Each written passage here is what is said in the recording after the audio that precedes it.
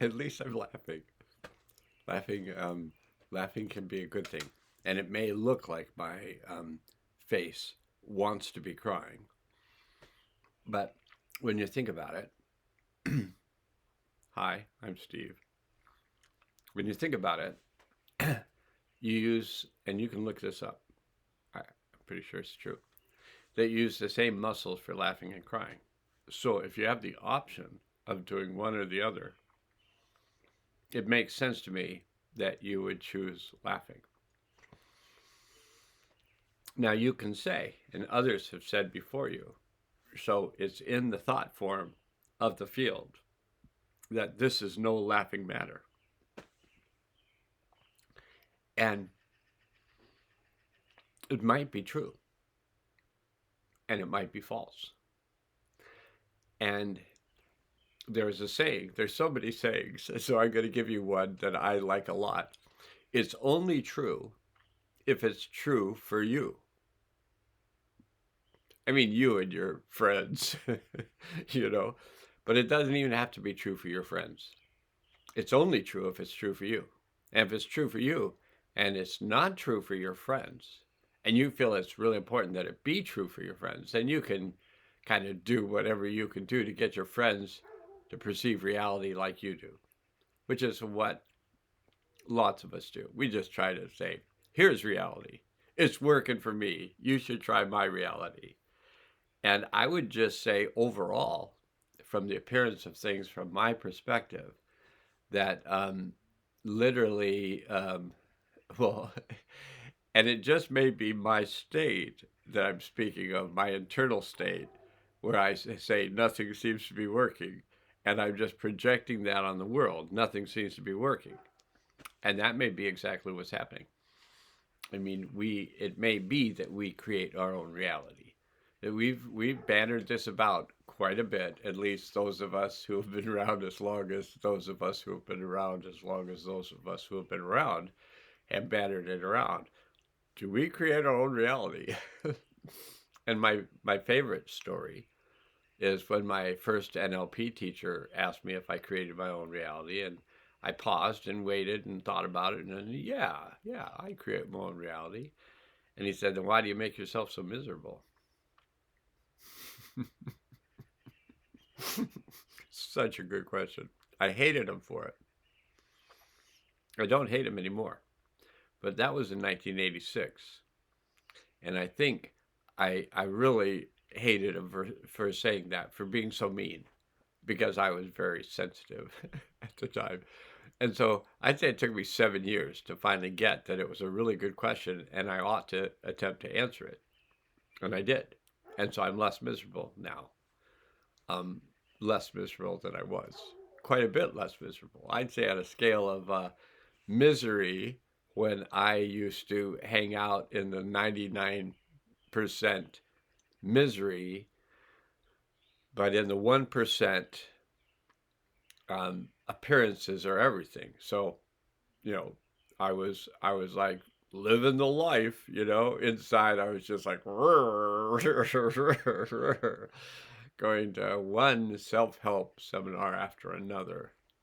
And then finally I just decided to sign up for classes, become an NLP practitioner.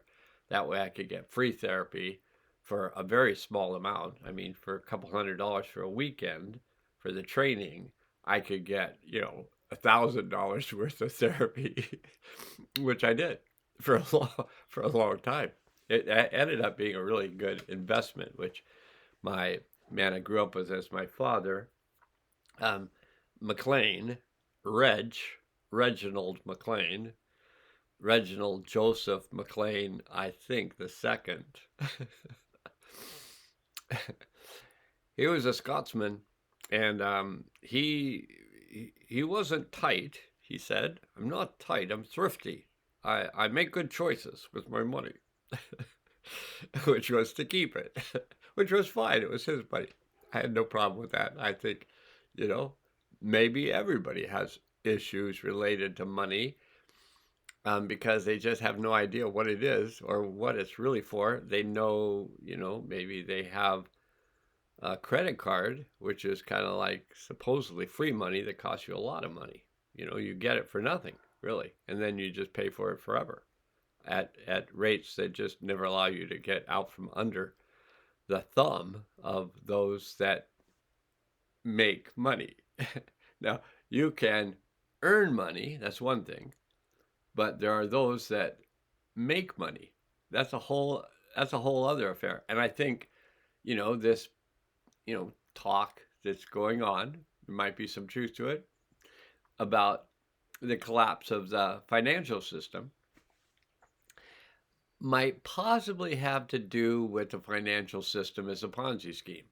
So, the people that make money, they make and distribute money, and they make money off the money they've made from people that pay interest to use the money.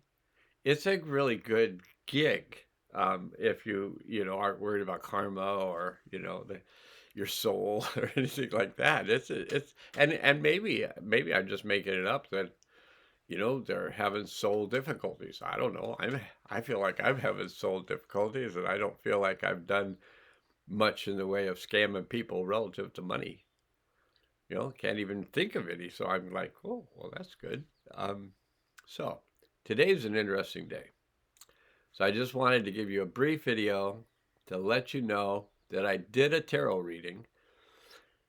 And I may make a video later where I actually read what I wrote, but I wrote it as a post. So if you want to know what was in the cards, what's in the cards from the higher realm, from the earth realm, from what's going on in our continuum of consciousness, then you can read it. I felt like we were given really good cards today.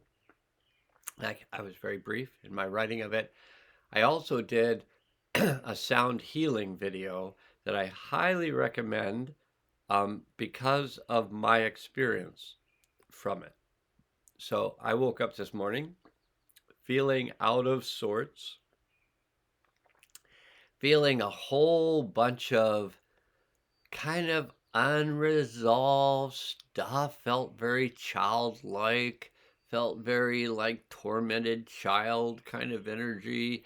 And I had watched this really good video by Thomas Hubble, who's a trauma therapist person. And he was talking about the key to when you're triggered. So when you're triggered, you go into the defense mechanism protecting the probably child, but it didn't always have to be child, but possibly child that was injured.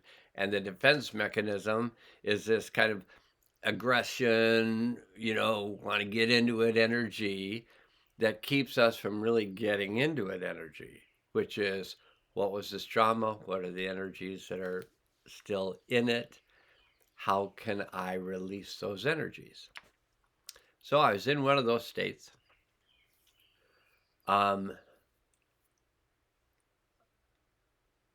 My wife was wanting to have a hot beverage and sit on the porch because the temperature was enough that you could sit on the porch. I mean, wrapped in shawls and layers of Irish wool sweaters plus blankets. You could sit on the porch, but it was like, okay, you're going to do that. What am I going to do? And so I thought, I'm going to go downstairs and see if I can release this energy. Came downstairs, right in this basic location, started doing some yoga breathing. There's lots of yogic breathing, so you just pick one of your own. If you really need to know, you could ask in the comment section, what kind of yoga breathing were you doing? And it was like, well, I was breathing in, and then I was breathing out, and then I was repeating it again. I was breathing in, and then I was breathing out again, and I just did that. But conscious of my breath, conscious of where I was clenching, what parts of my body were clenching energy. It moved into some sounds moving through. It moved into the hot doors coming in and helping me move the sounds. When I realized I was going to be getting help with the sound release from the hot doors. I set up the computer, faced it towards the painting, and made the sounds. It shifted things for me. I know. I've been doing this with these beings since 2004. So that makes it 20 years. I've been doing this with these beings for 20 years. And every time things shift and change, I go, oh, wow, that changed. 20 years. How long do you have to have? What is the time space where you actually begin to not be surprised when something changes when you're working with some beings that have been helping you make changes for 20 years? But I'm like, wow, that really worked. It's like, we're funny humans. Sometimes other people may not perceive us as funny, especially people that have to put up with whoever we are more consistently than the people who only have to put up with who we are once a day if they want to. But some people that just, they're co-housers. They're like, oh my God. And to watch the state a person goes from the injured child state. Now, I did just do the full injured child state. I'm just expecting that someone's going to be mean to me. And I'm ready. I'm ready. They're going to be mean. There's no question about it. I'm an injured child, even though I'm 73 years old. and finally my hair's falling out, and, hair's growing where it never grew before, and all sorts of interesting things are happening. I'm still trapped in some stage of childhood, and it could have been any, because it started pretty darn early, and then it just continued up until basically the older brothers left the house, and then I just had to deal with me. But I was already, not the past point of return, but it was going to take a while to reclaim the spirit of the person called Steve and feel like I had gotten my ability to be myself back, with a feeling like I was old enough, brave enough, and strong enough to be myself. Yeah, it's true that I totally avoided my family, besides, funereal events and a visit time or two to the pater and the mater. But other than that, I avoided quite well most anything having to do with siblings, even though, some of them were, relatively good people, but just like family gatherings, like I used to just go, just shoot me. Do you want to go to a family gathering? No. I spent 20 years in a family gathering. That was way more than enough. If we actually pick our family that we incarnate in with, to be with, then you really have to question yourself. If we create our reality, we created that reality, you have to say, why? Why did you do that? And then if you answer, and I think it's a good answer, you really wanted to experience healing. So you went into a group of people that could give you enough healing to spend an entire lifetime doing. And maybe even then not fully recovering whoever you were before you came here. But maybe you were really, I don't know what this term means. I'm going to use it anyway. Maybe you were just a schmuck.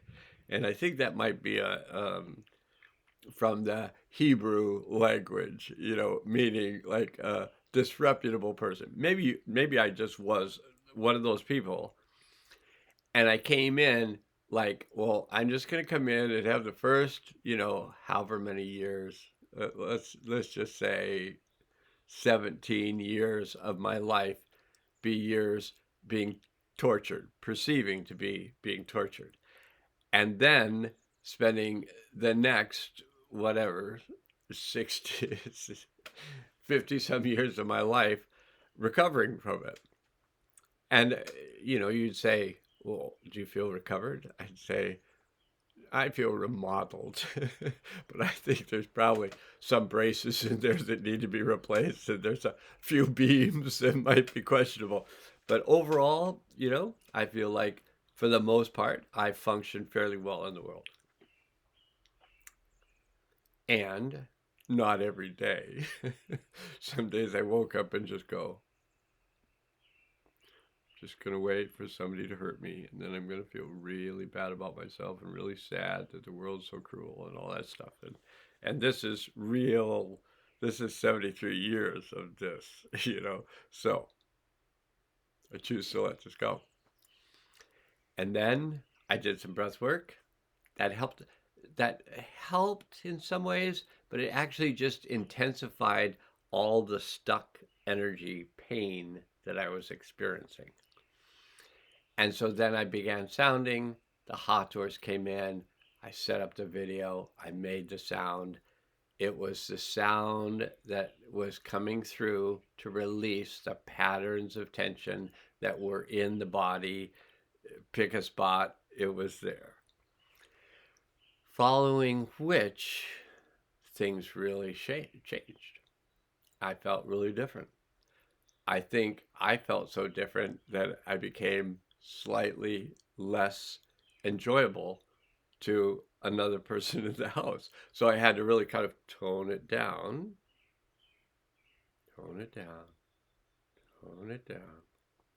Use your indoor voice. Use your indoor energy. Just bring it down. Okay. That's where you're tolerable. And it's okay. If we're doing these things out of thoughtfulness and consideration of others who may very well be overstimulated right after we come out of freeing up our energy,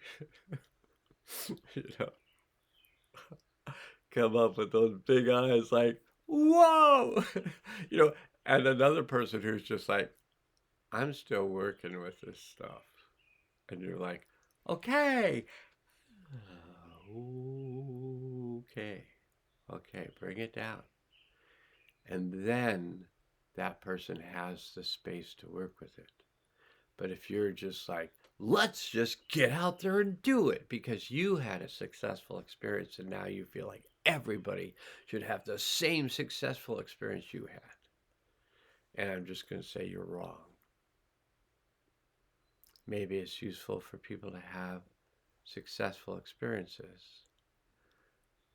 You just pushing them off the cliff to see if they can fly is not the way to go.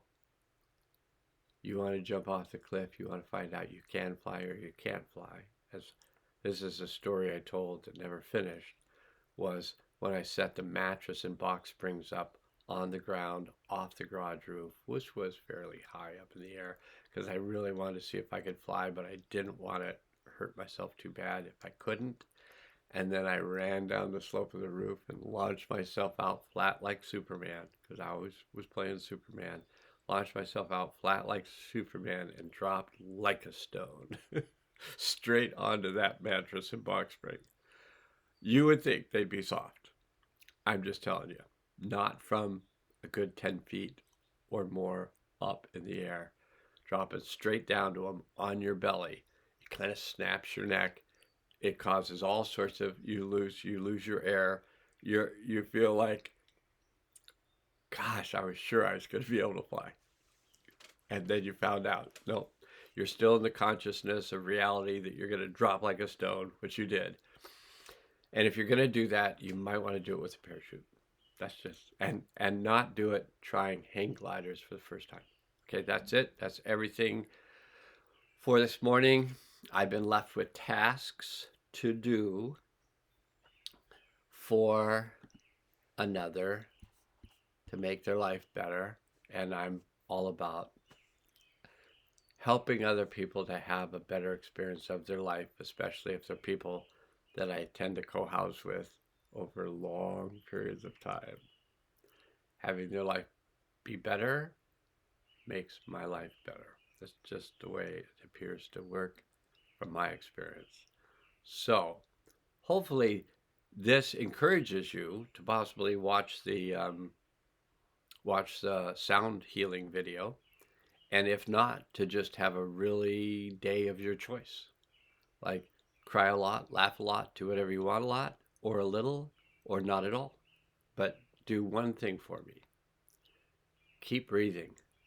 Just unless you just want to stop, and then just stop. But it make us all feel better if you kept breathing. Okay, that's it. Now let's go.